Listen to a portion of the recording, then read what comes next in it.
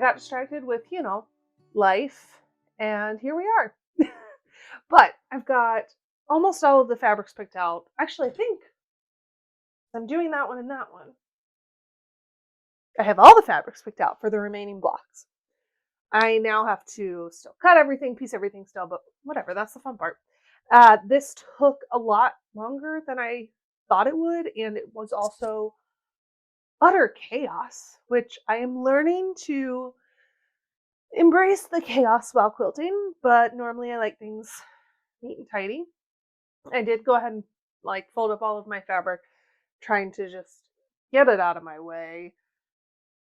I don't know, to bring me some sort of peace, but already with just cutting, I'm like, again, this actually isn't even that bad. But I have a couple more pieces cut for some Ohio stars, which will go sort of in the middle there and then down here under this big log cabin. So yeah, now I'm going to work on these, cutting out the last couple pieces for these Ohio stars. And they're bananas and they're so dang cute. I used this on the backing of a quilt recently, and the front was a cathedral window quilt. Very like, although bright and fun colors, it was, oh, it's the one that I bound recently. Bright, fun colors, but kind of like intense and traditional and took a long time and very like kind of serious in a way of like, I've, you know, completed this monumental thing. And on the back I put bananas because they were so unserious and I loved it. So I need to cut out 4 3.5-inch squares for my corner bits, and then, oh, these are supposed to be 4 1/4, not 4 1/2. Doesn't really matter though, because I'm gonna have to trim them down anyway. Right? Yeah. I'm gonna trim them down anyway, so I'm gonna leave them 4 1/2 because that's honestly because most of them are already cut. So those guys I'm not gonna worry about. Let's see, can I get 4 1/2 out of this? I'm not gonna worry about trying to fussy cut those because it's not gonna happen.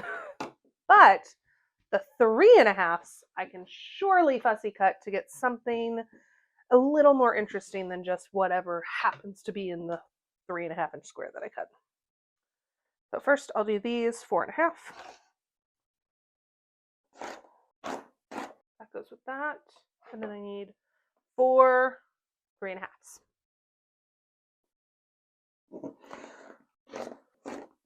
Like, I like that this will have a full banana or two in it. I sort of think I want like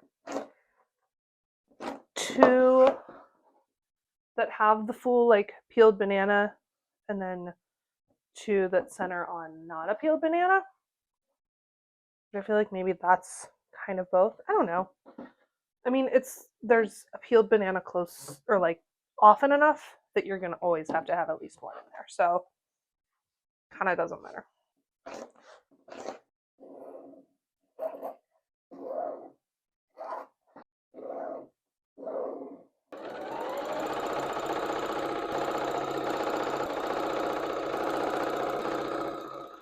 Oh no! So I ran out of thread, clearly. It's okay though, because I always have another bobbin ready to go.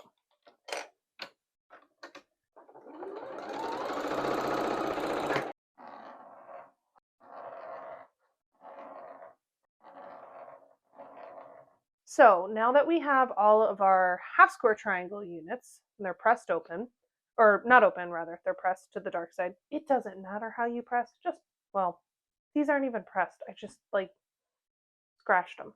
It's fine. Anyway, I'm going to take my little ruler, I'm going to line it up. I'm going to make another line from point to point going across the seam. Then what I'm going to do is I'm going to take 2 of them and I'm going to nest them together so that a light touches a dark and a dark touches a light. Then I will just line them up. If you wanted to, you could put a pin in there. I'm not going to. I'll realign it when I get to the machine. But then just like with half square triangles, you're going to do a stitching line 1/4 inch on either side of this drawn line. And then when you open it up, you will have a 1/4 square triangle. And then we'll trim those up.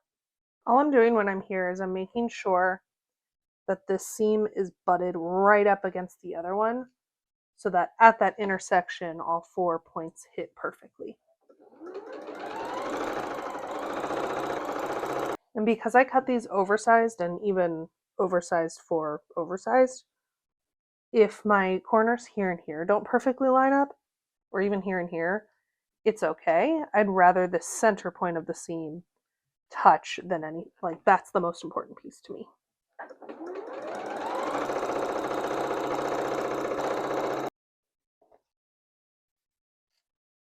So when I'm pressing this last seam, I actually like to pop open this center seam. Just give it a little tug, and then I can press one up and one down so that that seam spirals.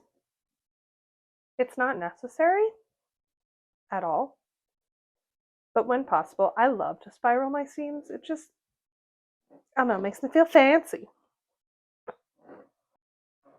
And it does help to keep things flatter because you're not pushing all of this onto that point right there. You're evenly distributing all of the thickness. So now I'm just going to give these a quick press just to really set all of those seams.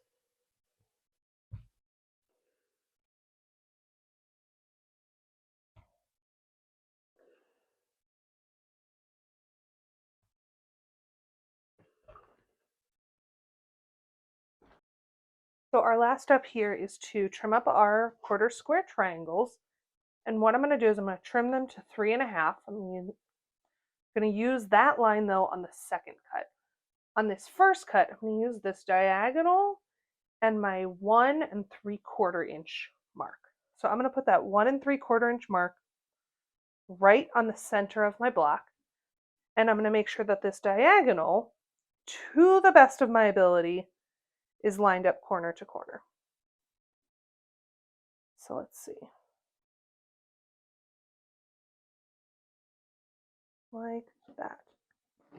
Then I'm just going to give it a quick trim. Rotate it. Now that 1 1/4 will still be my dead middle. This line will still line up, but now I'm also using the 3.5 inch line. Even if you were to only pay attention to that middle point and this, it would still line up.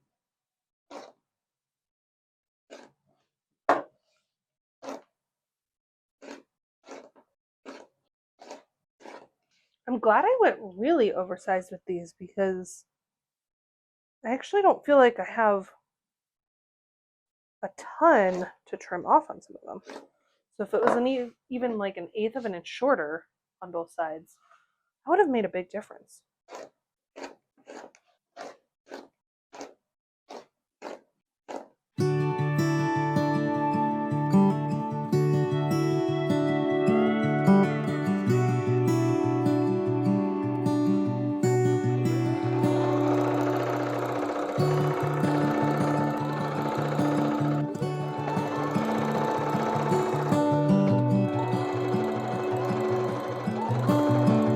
So I'm going to press towards the squares because I think that's going to reduce my bulk the most. I think it's supposed to go like that, we said. Yeah.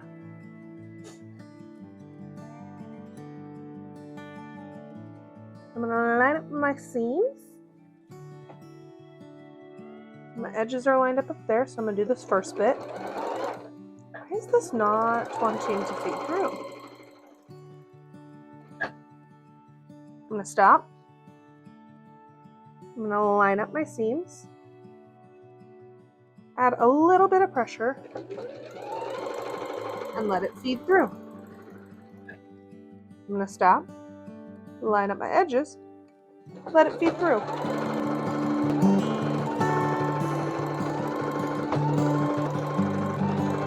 All I'm doing is I'm just like popping them open just a little bit. And you're not popping this seam that you just did, you're popping the ones from before. So the integrity of that point in that seam is still totally intact.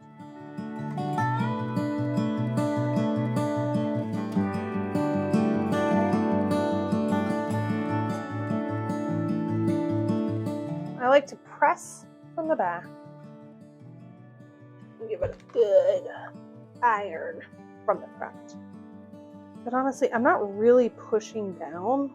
I'm letting the steam do the work.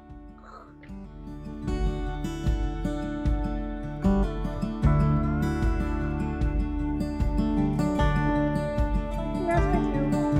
Oh, I have a star block.